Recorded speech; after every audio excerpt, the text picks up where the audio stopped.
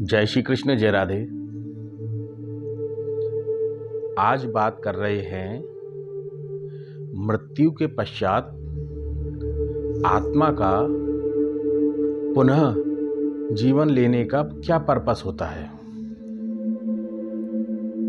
जब किसी की मृत्यु हो जाती है, आत्मा जीव से निकलकर सूक्ष्म और कारण शरीर के साथ लाइट में चली जाती है, तो वो पुनः जीवन क्यों लेती है। हमारे हिंदू वैदिक सनातन धर्म में जन्म के पश्चात मृत्यु, मृत्यु के पश्चात जन्म की अवधारणा क्यों है। आत्मा पुनः जीवन क्यों लेती है, इन्हीं कुछ बातों पर आज हम चर्चा करते हैं।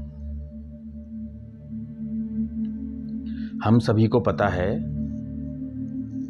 हम सभी का जीवन और मृत्यु, जिसमें मृत्यु अटल सत्य है, जीवन अनिश्चित है जिसको निश्चित करना होता है, लेकिन मृत्यु अटल सत्य है, निश्चित है।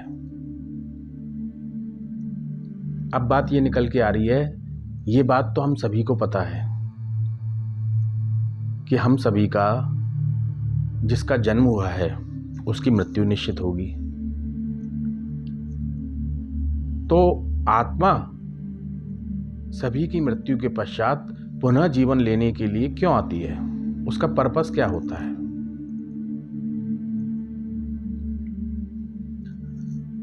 जब शरीर से आत्मा, जब शरीर में आत्मा रहती है उसे हम जीवात्मा बोलते हैं, और शरीर से जीवात्मा, जीव को छोड़कर आत्मा सूक्ष्म और कारण शरीर के साथ लाइट में, प्रकाश में, उस पोर्टल में, उस स्पिरिट वर्ल्ड में चली जाती है। और वहाँ पहुँचने के बाद उसके पूरे शरीर का, जो उसने शरीर इससे पहले उस आत्मा ने लिया था, उस शरीर में उसने किस किस के साथ क्या क्या कर्म किए, क्या उसने किसी के साथ ऋणानुबंध किया, लेन देन किया, इसका एवेल्युएशन होता है। कर्मानुबंध किसके साथ थे, ऋणानुबंध किसके साथ थे, क्या क्या उसने किसी के साथ लिया, क्या क्या उसने किसी को दिया, क्या क्या चीज़ उसकी पूरी हुई, क्या क्या चीज़ उसकी अधूरी हो गई। एक बात तो ये है। इसके अलावा एक महत्वपूर्ण बात और है जो पुनः जीवन लेने का पर्पस बताती है। वो बात क्या है?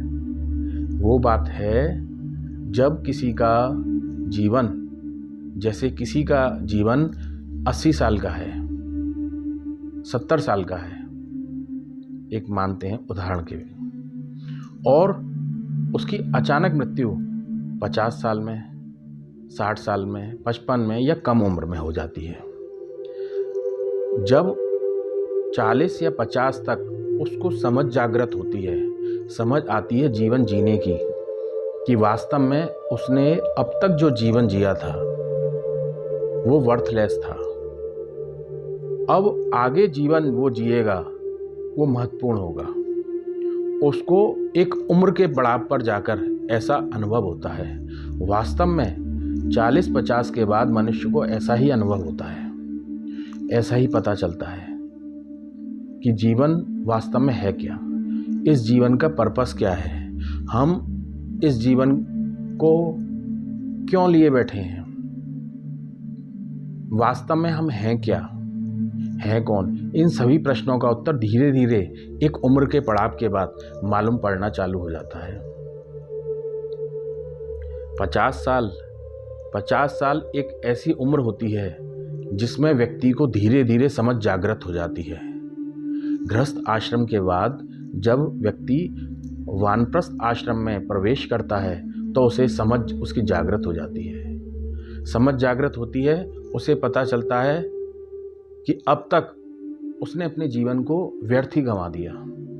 उसे जो पाना था वो नहीं पा सका। जैसे एक व्यक्ति की जिज्ञासा थी कि लाइफ में वो कुछ बड़ा करे, अध्यात्म में नहीं कर सका।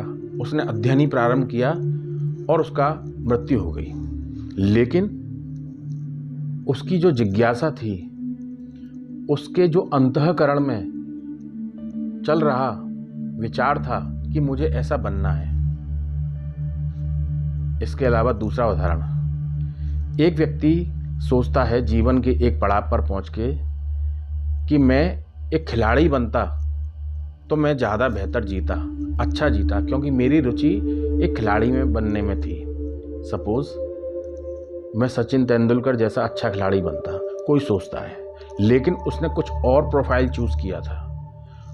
किसी जिंदगी के एक मुकाम पर वो सोचता है मैं यदि जीवन में खिलाड़ी बनता तो मैं बेहतर तरक्की करता।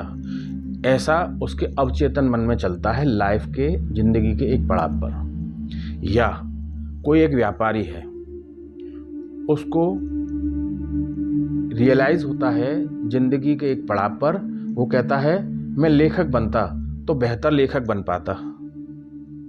मेरा मन एक लेखक बनने का था, लेकिन मैं व्यापार कर रहा हूं। ये सब बातें क्या हैं? ये सब बातें व्यक्ति के उस पर्पस को बताती हैं कि मुझे ये करना था, मेरी लाइफ का ये पर्पस था, लेकिन वक्त काफ़ी गुजर चुका होता है, जिंदगी का एक पड़ाव निकल चुका होता है। उसको बाद में ये रियलाइज़ होता है एक उम्र पर जाकर कि मुझे ये करना था, लेकिन मैंने जीवन भर किया गया, और अचानक उसकी मृत्यु आ जाती है। लेकिन उसके अवचेतन मन में कहीं ना कहीं ये बात रहती है, मुझे जिंदगी में ऐसा करना था, मुझे लाइफ का पर्पस ऐसे निर्धारित करना था, मुझे जिंदगी ऐसे जीनी थी, लेकिन जी ली किसी और तरीके से। इस प्रकार जब वो सोल जब शरीर को छोड़कर जाती है, स्थूल शरीर को छोड़कर जाती है, वो सोल, वो आत्मा सूक्ष्म और कारण शरीर के साथ। सूक्ष्म और कारण शरीर में क्या होता है, जैसे मैंने आपको इससे पहले वीडियो में बताया है, हम सभी के 3 शरीर होते हैं। स्थूल शरीर जो ये दिखने वाला शरीर है, बॉडी। सूक्ष्म और कारण शरीर, ये जो 2 शरीर होते हैं, वो सूक्ष्म और कारण शरीर वो आत्मा के साथ नया जीवन लेने के लिए जाते हैं। हम सभी का नया जीवन लाइट में जाते हैं, प्रकाश तत्व में जाते हैं, स्पिरिट वर्ल्ड में जाते हैं। जब हमारा इवैल्यूएशन होता है तो हमें उस इवैल्यूएशन के साथ हमें ये पता होता है हमारे अवचेतन मन में कि हमको ऐसा करना था, हमको ऐसे जीवन जीना था, काश ऐसे जीते। तो उसकी सूक्ष्म रूप से अवचेतन मन में वो जो धारणा बनाई थी जीवन जीने का, जिसे हम पर्पस कह सकते हैं, उसको पूरा करने के लिए वो वापस आती है किसी ना किसी रूप में। जैसे अब वो प्रयास करती है कि मुझे ऐसा घर मिले, ऐसे माता पिता मिलें जिससे मेरा लाइफ का पर्पस जो मैंने पहले सोचा था वो पूरा हो। या वो लेखक, वो ऐसा प्रयास जो नहीं बन पाया, वो आत्मा ऐसा सोचती है, सूक्ष्म कारण शरीर में ऐसा निहित होता है सूक्ष्म रूप से कि मुझे ऐसा परिवार मिले, ऐसा माँ बाप मिले जिसमें मैं जो मेरा पर्पस था लेखक बनने का वो पूरा हो सके। इसी प्रकार एक अध्यात्म मार्ग पर चलने वाला व्यक्ति जो नहीं चल सका, उसकी मृत्यु हो गई। वो अध्यात्म मार्ग पर चलने के लिए अपने सूक्ष्म रूप से अवचेतन मन में ऐसी स्मृति पाले हुए था। उसकी स्मृति और अवचेतन मन में व्याप्त सूक्ष्म रूप से पर्पस कि मेरे को ऐसा बनना है। इसी प्रकार प्रत्येक व्यक्ति का कुछ ना कुछ पर्पस होता है जिंदगी का, जो वर्तमान जिंदगी जी रहे हैं वो हम नहीं कर पाए और ऐसा हमारे अंदर आता है, ऐसा करते तो हमें अच्छा लगता। किसी को IAS बनना है, किसी को डॉक्टर बनना है, किसी को इंजीनियर बनना है, किसी को वकील बनना है, किसी को जज बनना है, किसी को नेता बनना है, किसी को अभिनेता बनना है, लेकिन ऐसा वो जिंदगी में नहीं कर पाया। वो उसकी आखिरी ख्वाहिश, उसके साथ अवचेतन मन के साथ चली जाती है, सूक्ष्म कारण शरीर के साथ। वो आत्मा जब पुनः जीवन लेती है तो कर्मानुबंध और ऋणानुबंध तो पूरा करने के लिए आती है। जिन लोगों से उसने किया है वो लोग उसके इर्द गिर्द ही होते हैं, क्योंकि उसको कर्म का बंधन, लेन देन चुकाना होता है, ऋण चुकाना होता है। लेकिन उसके माँ बाप का निर्धारण इस प्रकार किया जाता है, या अपने माँ बाप का निर्धारण इस प्रकार वो आत्मा करती है कि उसका जो पर्पस है, सोल का जो पर्पस है, जो अधूरा रह गया था, उसको वो पूरा कर सके। ये आत्मा का पर्पस नया जीवन लेने का इस प्रकार होता है। जय श्री कृष्ण।